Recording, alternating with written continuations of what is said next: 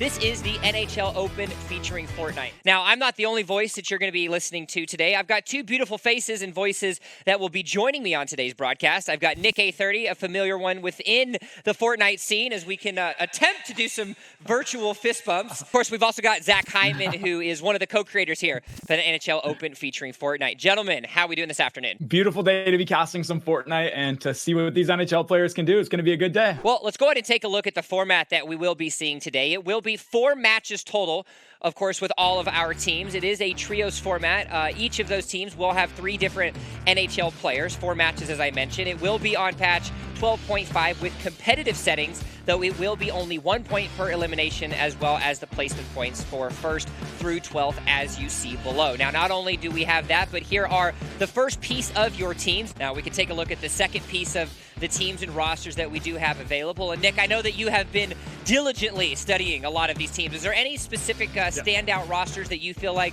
we should be taking a look at? Well, you just have to remember that this is trios, and currently, there's no game mode for these players to practice that specifically, with the solos being the main priority right now in Fortnite. So I'm just going to be keeping an eye out on the team that, really does some great teamwork and does a great job given their limited practice. Let's go ahead and talk to some of those players, as we have Team Colorado as our first interview before the matches. We've got JT Comfer, one of the co-creators, Matt Nieto, and Nathan McKinnon. Gentlemen, how are we doing this afternoon?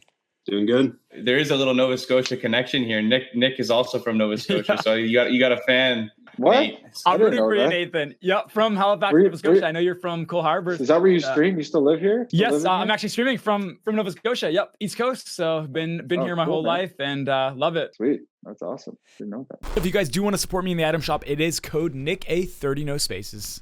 Everyone, game number 1 is about to begin. This is the NHLPA Open featuring Fortnite. We have 4 matches, and at the end of those 4 matches, we will find ourselves a winner that will walk away with the lion's share of $200,000 towards the charity of their choosing. It's going to be interesting to see. Lazy Lake has a lot of chest spawns, and usually in solo FNCS, you typically see 3 people land here, and they end up splitting the loot because there's just so much of it. And the fact that these guys are uncontested right off spawn, they're going to be very well equipped for endgame. And what we see right here is, being on top and kind of scouting and just waiting. And usually what ends up happening is 2 teammates will go down and loot while 1 remains up high, just to kind of observe where everyone's at, to make good callouts, to know when to push, and just to make sure that an enemy just doesn't catch them off guard while they're just rotating in the streets trying to gather more loot. Good teamwork right here, definitely. Father's got to watch out, because when you're up on this roof right here, you can't really build any walls. Good thing that he drops down. Definitely want to remain in cover. And it looks like 1 goes down right here, so it's going to be a push most likely. You see people dropping down from this building to take advantage of that down. This is 2 Leaf teammates going at it. The Toronto team is going against Team Sweden. So, and Wall and Silty Pegasus got knocked down. So that's Willie and Freddie the Goat who just got knocked down. And it looks like we're in a little build battle here. Air keeps the high ground, very, very smart play, and deciding to drop down at the right moment when the enemy's hurt, putting that pressure when it's needed. And now it looks like it could potentially be a 1v1v1. There's 3 separate teams going on right now. Air is very crisp with the builds, gets 1 down. This is a solo now because Jace's partners got eliminated. So how hard is it, Nick, when you're solo going against a trio? As a solo, you'd almost want to extend out your box a little bit more. You don't want to make it seem like you're just 1 person. So right now, as teams are rotating in, they're going to see 1 little box, 1 little house that they created. And it's going to be a scenario that he's going to have to be very, very careful of if he doesn't extend. Upcoming is a 50-50 zone. So we previously talked about how the zones usually go center of the initial zone that appears. But for this one, if you look at the map, the next zone is going to be center at a random spot along the perimeter of that white circle. That's why you don't really see too many teams in the center of this white circle now. They're kind of lined up on the perimeter because it could go anywhere. And why risk rotating? The more you rotate, the more likely you get shot, the more likely you get eliminated. A lot of the teams are turtled up and they're in their boxes and they're just waiting for the next zone. Usually, if you look, a zone is pulling towards the south, and what usually ends up happening is if you rotate first and there's no shooting going on, people are looking, they're in their boxes trying to look for shots. So some people are just waiting right now, and it looks like Air is making his move, trying to get better positioning already. And it's an unfortunate situation as well because of the water mass that you have going down the middle. That's why you saw so many players with those jump pads, because they were going to have to force themselves over. So now this hard push to the south is going to be difficult. But you want to talk about difficult. It's the enemies that are facing the reticle of Air Fuego. As he gets his third elimination, he's the only one left alive for his team. And he's going to have to make sure that he's careful. But every elimination that he gets, and the longer that he stays alive, more benefit to his team in match number 1. And it looks like zone with it pulling south, and he's going to need to eventually get up from this low ground. He's underneath the bridge right now, and it pulls up the mountain. So if he's not staying on top of his game, he might get caught down here, especially as other teams rotate. Builds will cover him, and it looks like he's ahead of the game. He's going up now, just as he should. Doing a great job as well at making sure that he's keeping track of everyone else that is rotating, securing height, walling players off to make sure that they can do anything. Unfortunately, he falls, was able to get one more elimination. And we see this team up top, and what they're going to want to do is they're going to have one person building in zone while 2 people are potentially staying back, building for other angles, and just pressuring the teams below. You want to pressure so that these guys don't have a chance to look up, they don't have a chance to build, they don't have a chance to shoot at them. When you have high ground like this, you're saving so many mats, while these guys below are building floors above and below, as you can see right there. They're wasting so many, and these guys are conserving a lot. It's amazing. It's a great scenario for them. And like, this is Team Winnipeg, so this is Lord One Pump, Jack Rossovic, Anthony Botetto, and Connor Halifax, and I think they're in a great position to get the early victory royale here. Well, you can see Lord One Pump was doing a really good job at being able to get a lot of those frags as he moved himself around, and now it is a 3v1 situation, as it does look like Jonesy's the only one left alive. Unfortunately, he finds himself out. There's your slow-mo, there's the victory royale, and just like that, making sure that they had that vertical height, they were able to have a solid effort in match number 1. And gentlemen, we have our victory royale winners at the very beginning here for the NHLPA Open featuring Fortnite. It's going to be interesting to see how people change up their game plan. Usually, especially in sports and, you know, the NHL, it's you practice what you do and you do it no matter what throughout the whole game. But in the case of Fortnite, sometimes, you know, if you want to make it to end game and you realize you're being contested off of spawn and they're taking your loot and they're winning those fights, sometimes the better play is to just change up your drop. That way you're more set up. A lot of those teams might have not had their loot, their shield to make it. So I'd be curious to see what they do to change it. Let's go ahead and actually talk to the match 1 winners of Team Winnipeg. We have them available for a nice little winners interview, and we can bring them in. I noticed that you guys ended up having high ground, and that was a key factor in winning the Battle Royale. So I was curious, did you guys actually plan that out, or was that something that happened? You saw just everyone below, and you were just naturally up there on the bridge. Did you guys work towards that and plan it out? Yeah, I think it was the 4th moving when we were first moving zone, we padded. And then once we saw that the circle was going up the mountain, they were like, let's just connect it and get high ground and make sure no one can come up behind us. That's what they tried to do. Match number 2 has begun. The battle bus is fueled up and ready to fly. You see, like in these fights, when someone's turtled up like that, when they're in the box, it usually means 2 things. They're either really low on health or low on mats. And it looks like Biha is a little bit of both. He's kind of being pressured by both teams. He looks like he ran out of mats there, and he was stuck on an edit, and they capitalized on that. Very well played. Check out Lord One Pump's loadout right now. He's got a gold scar, the mythic drum gun, a purple attack, and a harpoon, and 6 minis and a pad. So he is set up. Yeah, and this is definitely one of those loadouts that you just don't want to mess with. That drum gun is a fast fire rate weapon. You can force yourself into anyone's box and catch them off guard. I would be very surprised if we go this whole match and we don't see Lord One Pump push into at least one box and get very, very aggressive. He's going to be in for a really interesting game. We talk about high ground being good in end game when the zones are really small. You're not going to get blindsided. In high ground, in these scenarios where it's mid game, people are rotating, people are looking, people have heavy snipes. People can really, really capitalize on the fact that you're up above so much better than if you're down below right here, hiding in the bills. Nobody has angles on you. So you got to be careful about building and fighting this early into the game, but then also being up on top as well. Yeah, I feel like a lot of teams have had long rotations, so it'll be interesting to see how it all plays out in the end. It's a massive build battle here. Wow. Yeah, and that's a trade-off. We see a lot of teams on edge right now, and a lot of teams are fighting on edge, and that's probably because they're prioritizing the loot and the mats instead of rotating early and getting that center zone. A center zone would probably be a lot less contested, but they might have waited out just to guarantee more loot. But was it worth it in the end? Because now so many teams are fighting. You notice high ground is always the one being shot. It's the spot that's always the most easiest to see, and it looks like Benji goes down, unfortunately. Now, Zach, I'm curious. So I was mentioning earlier how, these guys don't need to take this fight. How much do you think could it potentially be a rivalry? Maybe we're seeing some teams go head to head that, they've actually played NHL against each other. and maybe they just want to settle the score in a game of Fortnite. Do you think that could be the case? 100%. I think guys want to get those eliminations for bragging rights because everybody, a bunch of us know each other for having played in the league and played on different teams, same teams. There's so many connections in the hockey world. So if you can get an elimination on a buddy, you're going to be giving it to him for quite some time, especially when it's broadcasted like it is now and hosted on Fortnite's channel. So, I know if I was in the game, I'd be going for eliminations also. Maybe pushing them too hard and overextending myself just to get it. It's a great point, Nick. Yeah, look at this zone right here. So they have 1 second to move. The zone is max distance over here. And it's interesting because when you're rotating in these zones, you typically want to try to go and use other builds. But because there's no one around them, they just have to walk in the open or, like they're doing now, shoot at this team so they build. And then they can use those walls as cover and they don't have to waste their own. As you see, now in these zones, we're what are known as the storm zones. So zones will pull into storm and they literally do not wait for anyone. These players have to be very quick on their feet, stay ahead of storm if they want to survive. There's not much time for thinking here when the zone closes. The next zone is going to already show up and begin closing. So it's just about to begin. Look who we have on high ground again. It's the Winnipeg boys.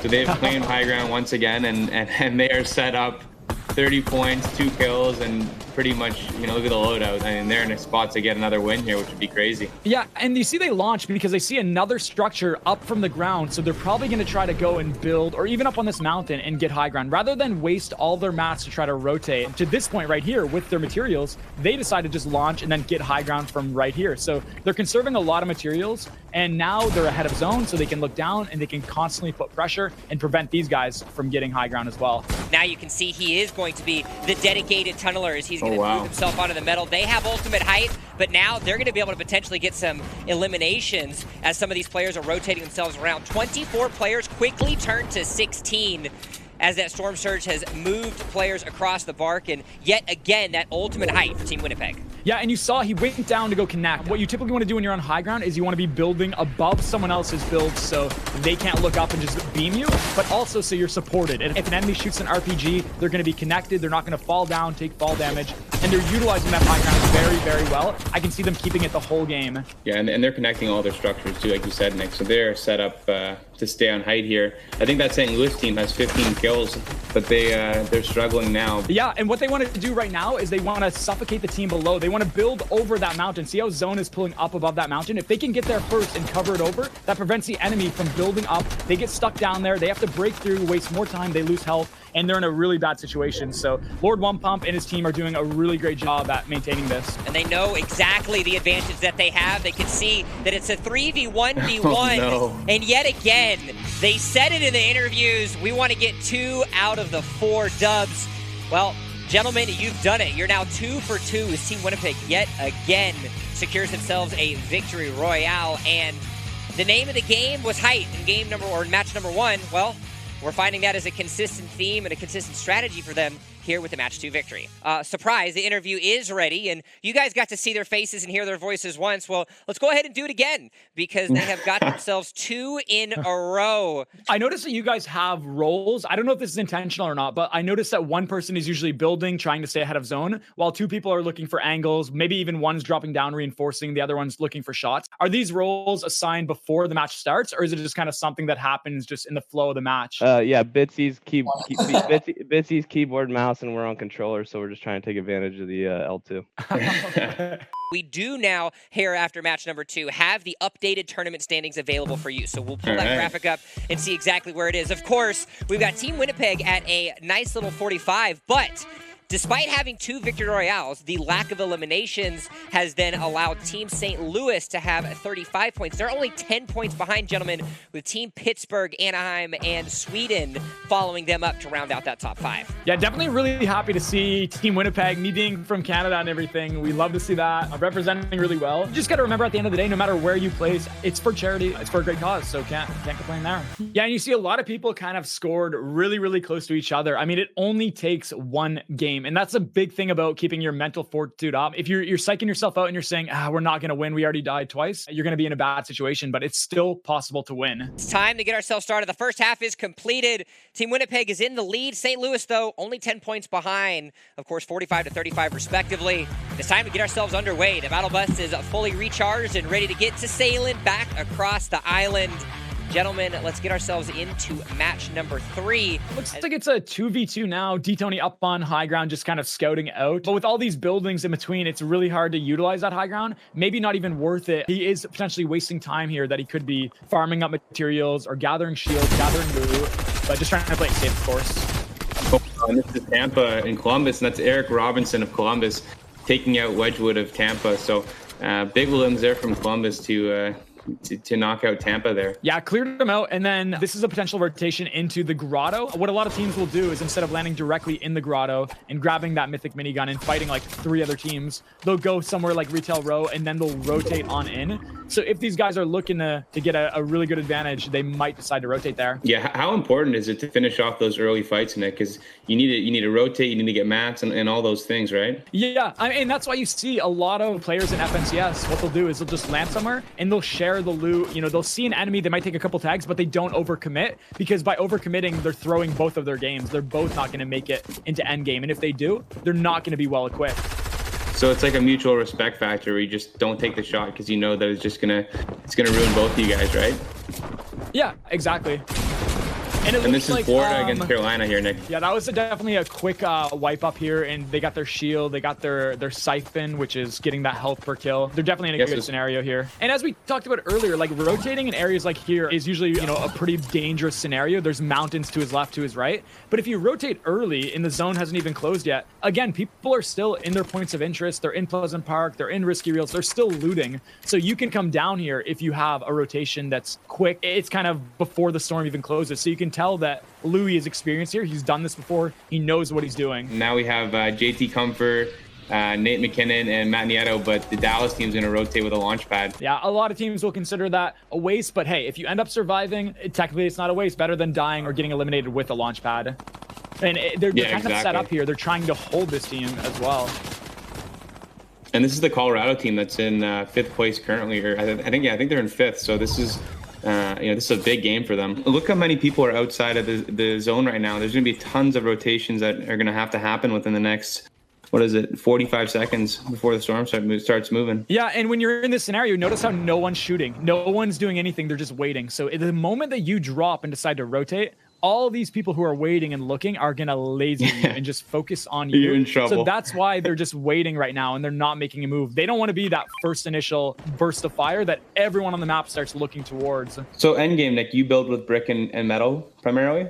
Definitely want to use that, yeah. And then when you're rotating, trying to get to the position you're at, you can use wood as long as you're staying on the move. But when you're kind of set up in your base, notice if you look around the map, it's usually all brick or all metal. It just has a lot more health and it prevents people from just easily getting in your box. These guys have to go in 38 seconds, max distance to the other side of zone. So they're going to launch and try to get there early. They see that mountain. They want to maintain that high ground before Muffled Sauce and Proto can get there.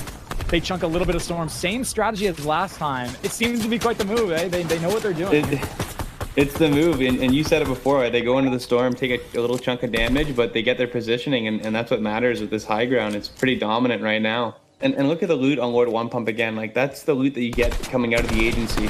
Gold pump, mythical drum gun, and a burst purple AR.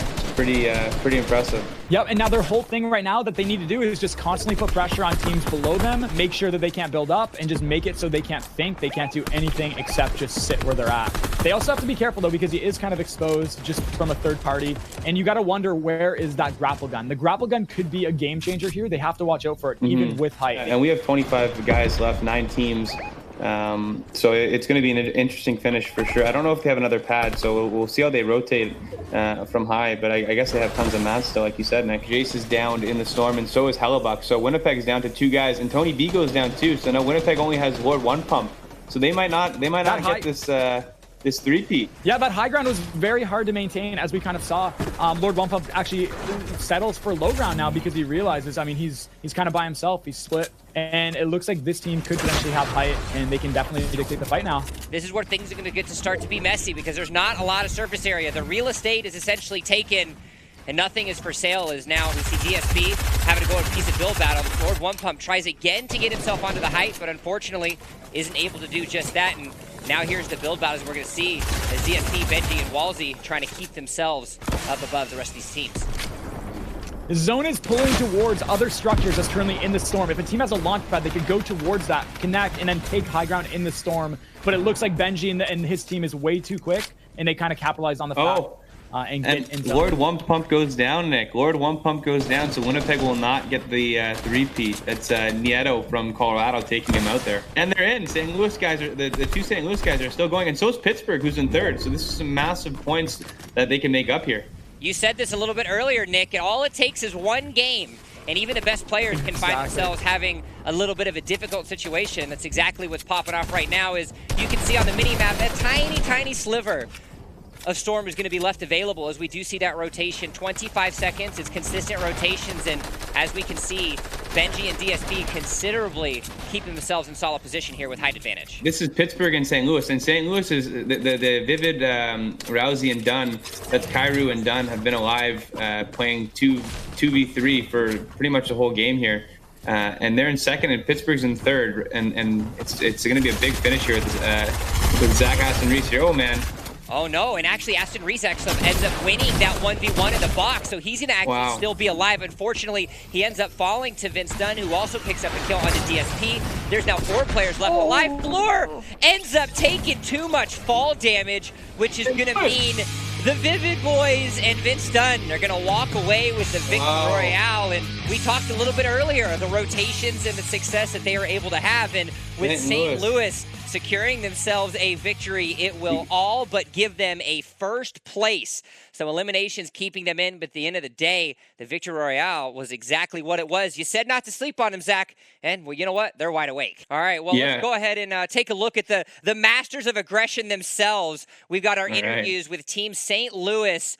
Gentlemen, it was quite the battle in the first 2 matches, unfortunately losing to Team Winnipeg, but now you find yourselves with a Victory Royale and a lot of eliminations and all but securing yourselves a first place coming into the final match. How's it feel to finally get that dub here in match 3? Definitely feels pretty good. I mean, it's some good competition out here, so we're just excited to be playing, and we're coming for the win next game. Now, I love it. we outside of the tournament that we have here with the NHL PA Open, what have you guys been up to during quarantine? Yeah, I think a lot of us have just been gaming a lot lately. We've done some other tournaments. I remember playing Nick A in the $1 million tournaments. Yeah. So yeah, just kind of killing time that way. We've just been getting into streaming, playing different games, and just trying to kill time at home. We've got the standings available for you. St. Louis walked away with the Victory Royale in match number 3, but they still find themselves in second place, gentlemen. The placing of Lord One Pump has allowed Team Winnipeg to keep their lead, but it has been reduced from 10 to 5. So 59 points for Winnipeg. St. Louis at 54, but shortly behind is that third place Pittsburgh at 46. All right, well, enough talking, enough chatter, enough predictions. Let's see what action is about to happen. Our 4th and final match is set to begin. For one last time, we see ourselves with the battle bus ready to go, and all of our players are here. Yeah, so we'll see if people still will contest off of spawn, knowing that they've lost previous fights. Because we definitely saw a lot of teams come here before. There was potentially 2, but it looks like it's only 1 now. So you definitely see people changing up their drop spots. They want to make sure. Oh no, that's Airflag with Team Sweden landed. Yeah. If you look at the map too, there's no one in center zone. Nobody's prioritizing that positioning. Instead, we see a lot more aggression, a lot more fighting in this final match here. Still a little bit of time, of course, and quad build. We do find ourselves with a nice little scuffle a little bit early. As we mentioned, EDM shooter unfortunately gets knocked down. Lots of shots being thrown down by Moore. Yeah, LA's got the high ground here, so they can put some damage on those Edmonton guys. And it's exactly what we like to see. They're putting constant pressure, so the enemy can't even think. They're constantly shooting. Even if they don't know 100% where they are, they're eliminating the builds, they're eliminating the possibilities, and they're just making them work, making them think, making them make a mistake, and do something that will allow them to get some free tags. And that Team Sweden team I just saw on the elim feed, they just eliminated the whole Toronto team. So Team Sweden is off to a roaring start in this game. They're looking, I think they were in 6th place or 7th place, so they're looking to make a push here.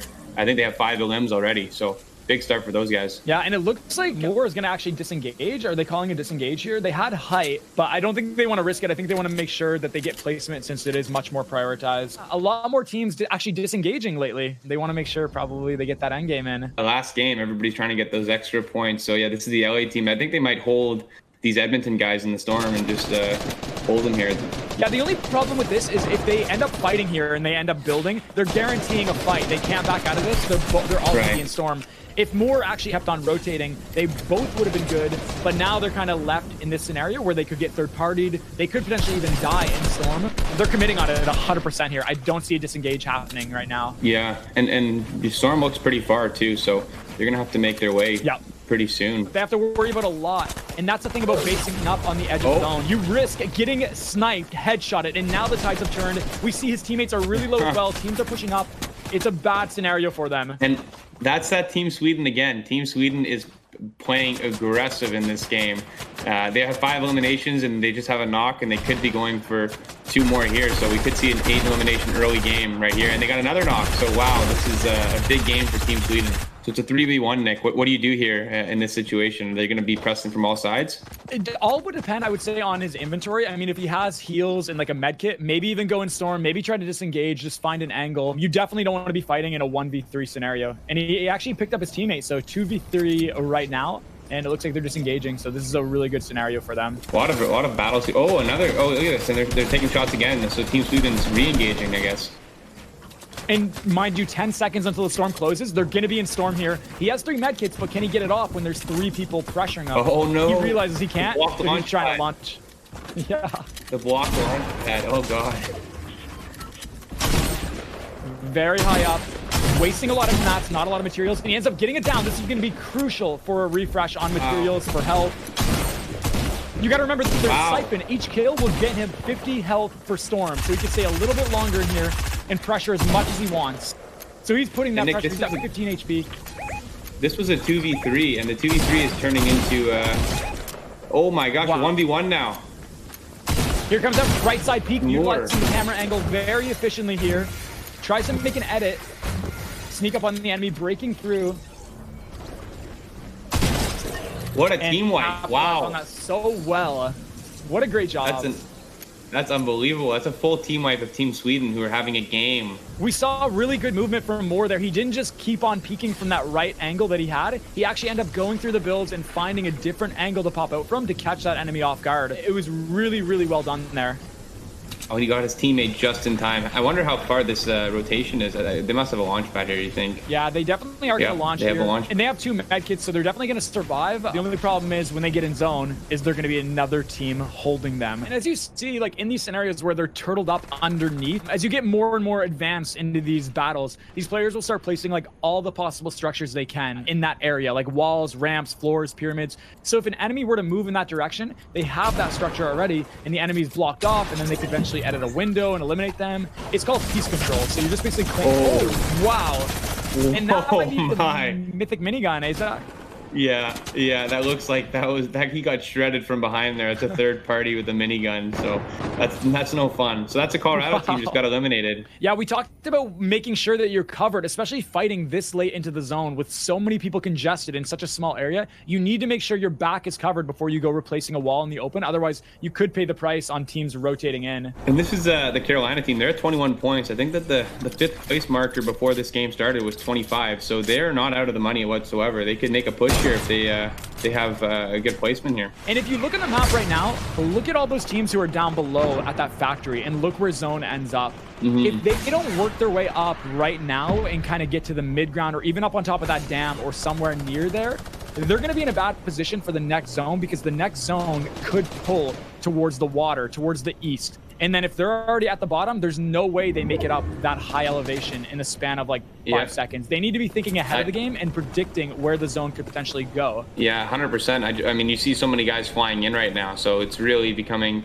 very, very crowded there. I saw the St. Louis boys are still alive, all 3 of them. So keep an eye on them as they make a push for first place here. And Tony B from Winnipeg, he's playing a solo right now. Solo trios from Winnipeg. He's still alive too, trying to keep the Winnipeg hopes alive. So it's going to be a crazy finish here, Nick. Yeah, it's definitely a risky thing. So we see a lot of players like Musher, Muffled Sauce, all those guys on low ground and just staying here because they have so much piece control. They have so many builds in that area that they already expended their mats on. And sure, if zone pulls down there, they're in a good scenario, but they need to think of the alternative of if zone pulls to the east. Imagine trying to build up there when there's already 100 other builds covered over them, in trouble. And they're trying to make it up. Yeah, they're in big, big trouble. So who would you say has the best positioning right now, Nick? Definitely the people who are on top of the dam. Even these guys like Tony B, Vivid Team. I mean, these guys who are on top definitely have, even if you're on mid ground, as long as you're above the dam, you're in a good scenario. Yeah, and it looks like there's a pretty far rotation, and it's a water-based rotation, so there's going to be pretty chaotic. Exactly what we talked about. How is the team below going to get above? It's going to be an interesting sight, Zach. I don't know if it's going to be possible. It's pulling exactly where we thought it was going to go. Yeah, all this I have a team feeling down we're below, going to see a lot try to of storm scramble kills now. Yeah, and if they don't get to a launch pad, they're not going to be able to build up, so they need to launch, and I don't think it's going to be enough because this team is pressuring and preventing them from using it. And Tony B got another going kill down too. In storm here. So Tony B is holding his own as a solo right now. This would be an absolute clutch if he's able to pull this off. It seems like a water zone as well, so it's going to be a little bit more difficult to build here. Players are going to be in for a treat. A lot of swimming. There's going to be a lot of players who are on low ground just swimming. So if you're on height, a good idea, especially with an explosive, is look down in the water. And this is the Minnesota team. They're really making a push here. Those Minnesota boys, and you saw in the Elim feed a lot of the eliminations were storm based. So you're right, Nick. Those guys had trouble rotating on that last rotation. Yeah, we saw a lot of players, Zach, like go down just from that storm alone. That was a really rough zone. You don't see it too often, but when it does happen, you got to think of the possibility of it happening. We see a lot of players swimming now too. People underneath all the builds, trying to conserve mats, trying to get better positioning. But zone is going to pull on land, so they need to make sure they go up above a little bit, just so they don't get suffocated underneath and blocked off. Also important to note as well, the Pittsburgh team is still alive. We did have one of the members go down, but they do still find themselves in this. If they can get enough rotational frags, it could be potential to find themselves at least climbing into the standings a little bit more. This is wild. We have the last member of Minnesota, Sweet Hands. He might go down. Yeah, he's going to go down in the storm. Eliminated in storm. You have Pittsburgh, you have Jace. Yeah, and Pittsburgh and St. Louis. Yeah, Palmer actually ends up being the one to pick up that elimination at the very end. So a solid situation for them. Jay still finds himself left alive. You see Ruzi there. Pittsburgh is going to be available. So our second and third place team actually ends up finding them in a position to go against each other. But St. Louis, they've got the advantage. Russ is trying to get himself up. He still has 37 builds available, so he's going to be able to get himself up to a little bit of height. He's got Aston Reese right on his edge, but now it's going to be a 2v1 situation. The Vivid Boys went down. Jace is the only one left alive. He does have ultimate height, but he's going to be going up against two other members. A 1v2 situation, gentlemen. This is huge for ultimate high ground, he's too high up. He needs to find a way down. He's taking a lot of damage to the zone, tries to go to the grappler, tries to pop through with attacks, but it's not going to be enough. Pittsburgh, our third place team, gets it through, though unfortunately they only had 4 eliminations total.